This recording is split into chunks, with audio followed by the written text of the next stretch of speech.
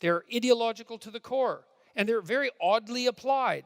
It's like, what percentage of women are bricklayers? I know I talked about bricklayers already tonight, but it's a good example. I went on the U.S., if you go on this statistical site that's operated by the U.S. government, you can look at occupations by gender. And it's an interesting thing to do. Here's an interesting thing. You know, the most common occupation for women back in the 1950s was secretary. You know what the most common occupation for women is now? It's secretary. They don't call them secretaries now. It's usually executive assistant or something like that. And that may indicate some elevation, genuine elevation in status. But fundamentally, the most common occupation hasn't changed in, what's that, 70 years. So that's pretty interesting. Bricklayers, 99.9% of bricklayers are men. Okay, so, and then it's the same for like heavy-duty construction equipment operators and people who are working with heavy machinery tend to be men. People who are building things, especially outside, tend to be men, overwhelmingly so. Far more even than engineers. So there's a fair number of female engineers. It's like, well, what are we going to do here? It's like, we're going to enforce gender equality of outcome across the board, sex equality of outcome across the board. Is that the theory?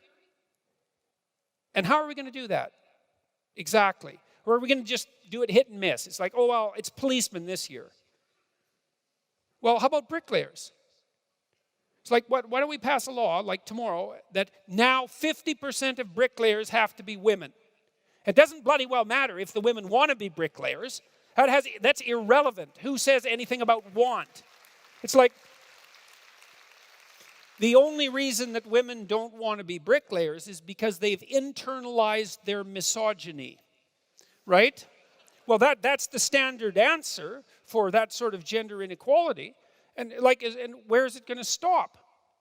So I think, I've thought for a long time that the left can go too far. And I think that if you don't think that the left can go too far, then your head is so far stuck down in the sand that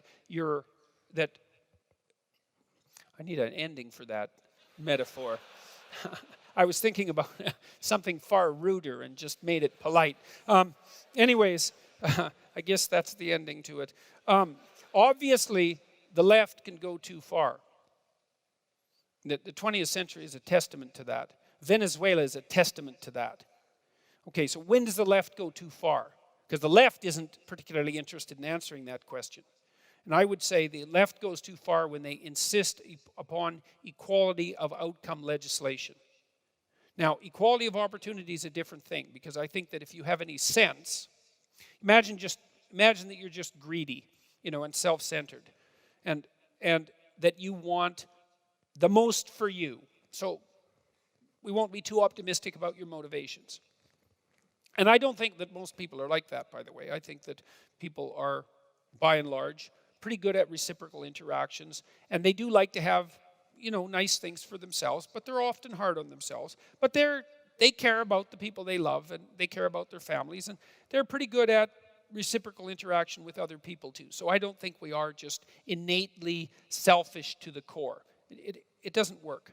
But let's assume you are for a moment. Well, and then let's assume that there's a bunch of things you don't know how to do, and there's some people out there who have some talent that might be able to do them, and if they did them, then you'd get to benefit. Like you don't know how to make an iPhone. Well, some of you might, but not the whole thing. But, some people know how to make an iPhone, and you get to have one.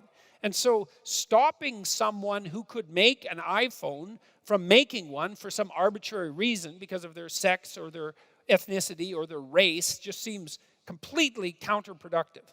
And it's pretty obvious if you look around the world and you look at countries that are developing economically. Here's one good indicator. The countries that have, there's a very powerful relationship between the rights granted to women and the economic viability of a given country. It's very tightly associated. So that's quite cool, because it seems to indicate, well, maybe openness to the participation of women in traditional societies is also an indicator of openness to the new, to the novel. And so that's a good predictor of economic success. Or maybe it's that women have 50% of the talent, and we could use the damn talent, so how about we invite them into play too? That seems perfectly reasonable. And the same goes for, as I said, for ethnicity and for race. And so I think you have to be a damn fool not to